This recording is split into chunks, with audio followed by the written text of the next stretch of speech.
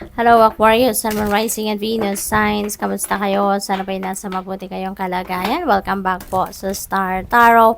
Kung bago kayo rito, welcome din kayo. Thank you for your support. I truly appreciate it. God bless you all, Aquarius.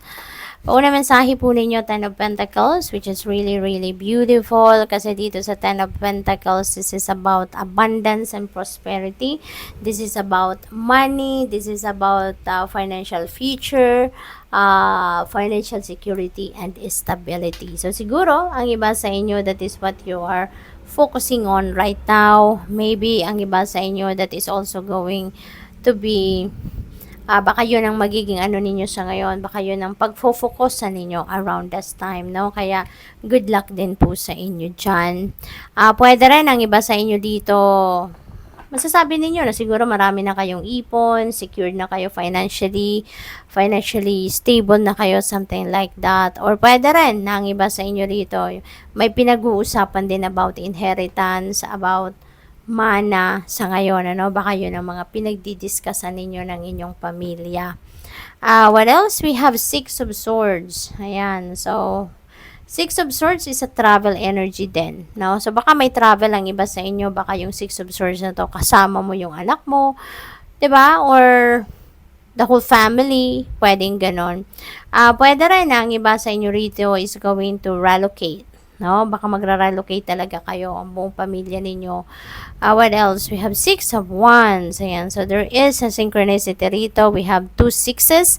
Six of Swords and Six of Wands. So, that is a synchronicity number 66 po. I suggest pakitignan po ninyo ang ibig sabihin ng number 66 for more guidance po. Okay? Kasi dito sa 6 of Wands, this is victory. No? This is victory, energy, meron kayong pagtatagumpayan dito, maaaring related yan sa problema, baka meron kayong problemang kinaharap and you are going to succeed, in solving that problem. Pwede rin na ang iba sa inyo rito, meron kayong pagtatagumpayang karera, meron kayong pagtatagumpayang project, something like that, this could be a long term, na pinagtrabahuan ninyo and finally sa ngayon, 'di ba, matatapos mo na 'yan, ma-accomplish mo na 'yan. That's why you will be recognized. Marami ng tao makakakilala sa iyo ngayon, makaka-recognize sa inyo ngayon, and even your mga katrabaho ninyo or mga boss ninyo, 'di ba? Talagang siguro bibigyan din kayo ng financial reward because of the good job na ginawa ninyo rito, no? So this is really, really beautiful. We have Six of Cups. Wow. So, this is another synchronicity. So, meron na tayong tatlong 6. So, ibig sabihin, meron na tayong angel number 666. So, I suggest pakitignan din po ninyo. Ibig sabihin yan, Number 66 and angel number 666 po for more guidance. Okay? There is also a travel energy dito with the Six of Cups. Meron din kayo ritong biyahe. Kasi maaaring you are coming home to visit your family or baka meron ditong uuwi dahil sa sobrang pagkamis ninyo sa inyong pamilya, sa inyong mga kapatid, magulang, anak, depende sa inyong sitwasyon. No? Baka kayo ay uuwi and maybe ang iba sa inyo for good na ang uwi. No? Baka galing kayong abroad at ma-realize ninyo na tama na, dito na lang ako. No? Hindi na ako babalik sa kung saan man sa abroad, So, pwede nga uwi ninyo. This is for good. Kaya, good luck po sa inyo.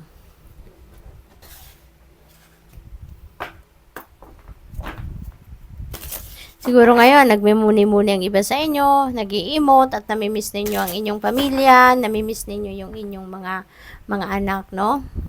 Or magulang. What else? We have number 15, Dust Devil, moving out of stagnation. Really beautiful. Really beautiful. Kasi kung dati, nasa stagnant energy kayo, hindi kayo nagte-take action, hindi kayo gumagala, walang progress, walang development, walang nangyayari, sa ginagawa ninyo. Ngayon, maiiba na ang inyong sitwasyon. You are going to move out of stagnation and you are going to start to take action. You are going to do things na, alam mo yun, you're up for progress, ikaka-success ninyo ito na gagawin ninyo, tawag dito, ikaka-improve ninyo, 'di ba? You will thrive, you will grow, you will evolve, no? Sa ngayon, kaya napakaganda. We have inspiration. It's because you are so inspired, no? At tignan ninyo, may another synchronicity dito, Aquarius. We have number 33. That is a master number then. Oh, look at that. Holy moly, Aquarius. Siguro, number 6 is a very significant number para sa iba sa inyo. Number 6, number 66 could be significant number ninyo, no? Baka favorite number ninyo 'yan, lucky number ninyo, baka number ng bahay ninyo, 'di ba? Tingnan mo. We have 6 diyan, 6 6. There is another 6 kasi 1 plus 5 is 6 din. So look at that, 'di ba?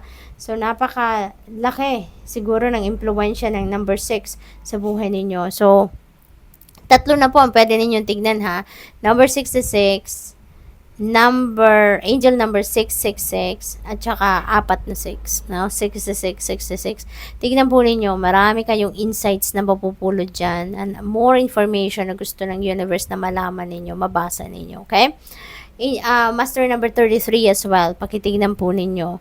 So, with this inspiration, kaya siguro kayo, tatayo na sa inyong pagkakaupo. You're getting on your feet and you're going to move forward na. You're going to take action na. Kasi you are inspired, no? Siguro na-inspire kayo sa ngayon sa maraming bagay, no? So maybe you are super inspired na magpatuloy. Maybe you are so inspired na gawin ang mga bagay na gusto ninyong gawin sa ngayon because of your family siguro, or baka sa romantic partner ninyo or whatsoever, no? Baka yung dreams ninyo ang nag-inspire sa'yo na sige, magsipag ka para marating mo din yung dreams mo, 'di ba? So that could be it as well. Tidy house, ayan, clarity and organization. So pwedeng ang iba sa inyo focus on organization of your house. Baka ang iba sa inyo dito nagre-renovate ng bahay, nag-aayos, nagre-rearrange siguro ng inyong mga furnitures, something like that. Pwede rin ang iba sa inyo rito is nag-organize ng mga cabinets, baka nagdi-declutter kayo, 'di ba? Pwedeng nag-aayos kayo ng cabinets ninyo, cupboards ninyo, at kung ano man yung mga hindi ninyo ginagamit na pwede pang maayos pa, magagamit pa ng iba. Pwedeng siguro sasantabi nyo yan, itatabi nyo yan, should I say, at baka i-donate ninyo, ipamigay ninyo, 'di ba, para mapakinabangan ng iba, at kung ano yung mga lumang-luma na siguro ng mga gamit na hindi na ninyo napansin, hindi na pala ninyo magagamit pa, baka ngayon magtatapon talaga. So, it's organization of your physical space, siguro din ang nakikita ko rin dito. Baka pwede rin, ang iba sa inyo, baka organization din ito ng isip ninyo. 'Di ba? Baka gusto din ninyo ngayon na magnilay-nilay, magmumuni-muni kayo so that you can also gather your thoughts. 'Di ba? So, pwedeng ganon. What else? We have ground games, right use of power. Ayan. So, siguro ang iba sa inyo, Aquarius, baka isa na kayong leader, isa kayong manager, supervisor, mataas na posisyon kayo sa inyong trabaho. And maybe this is a reminder for you, no? Na make sure lang na nandiyan kayo at gamitin ninyo ang inyong kapangyarihan sa tama lang. Diba? Patas lang yung everyone will benefit, yung ganun ba, no? Yung walang abuso, yung sakto lang.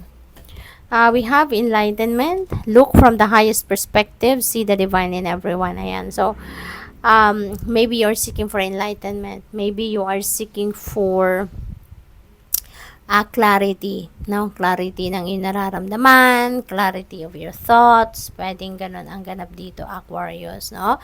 So, good luck din sa'yo dyan. Pwede rin na ang iba sa inyo rito, Aquarius, is siguro nagdadasal talaga kayo, no? Kasi siguro, in the past, baka meron mga bagay na naguguluhan ang inyong isipan, maaaring marami kayong pangarap, marami kayong goals na sinet para sa sarili ninyo, pero maybe you don't know kung alin yung mga opportunity na kukunin ninyo, kasi maaaring may multiple opportunities din na nandiyan dyan para pagpilian ninyo, hindi ba? So, possible na gano'n ang sitwasyon ng iba.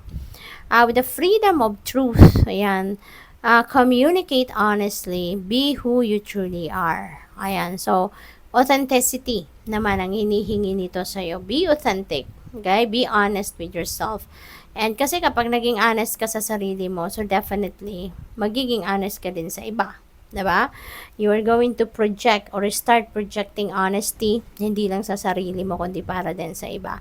At kapag honest ka din sa sarili mo, you can also expect, diba, na yung maa-attract mo din energy to come towards you is also honest. 'Di ba?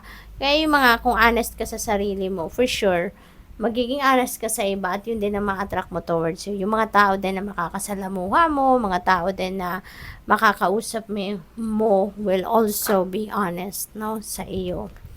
We have be a beacon, ayan, be an inspiration, light the way for others, ayan. So, right use of power. Ayan. So, most likely talaga, ang iba sa inyo dito, Aquarius, you're going to become a leader. Maaaring ang iba talaga sa inyo dito, magiging siguro, magiging manager, or baka nandoon kayo talaga sa posisyon na nasa, ang tawag dito, yung nasa position of authority talaga kayo, no? So, maybe sa ngayon, yun talaga ang inyong mission, di ba? You're going to be an inspiration, you're going to be the beacon for others, you're going to touch other people's lives, you're going to use your own light, no, to help others find their own light as well. So, parang kayo yung magiging guide, no? And you are definitely a leader, di ba? Para sundin ka ng mga tao sa paligid ninyo. Look for the signs. Yan. So, siguro nagdadasal kayo for specific signs or maybe you're seeking for enlightenment talaga. Nagdadasal kayo, bigyan kayo ng gabay, kalinawan sa inyong isipan, clear direction. So, eto na. Maaaring ang kasagutan na yan ay through signs, symbols, and synchronicities. Kaya, pay attention kayo doon, no, sa mga symbols, sa mga signs na ipapadala sa inyo, na ibibigay sa inyo. Okay? Kasi maaaring may mga synchronicity tulad na lang dito. May 66 kayo, may 666, meron 66, 66, at meron kayong master number 33. At meron din oh, look at that. See? Master number 33. Meron din ditong master number 33.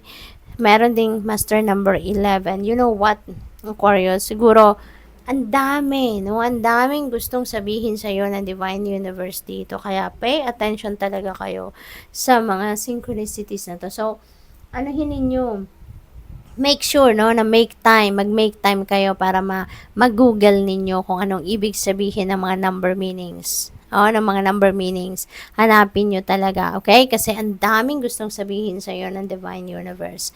Good luck sa iyo. Thank you for watching. Love and light. Namaste.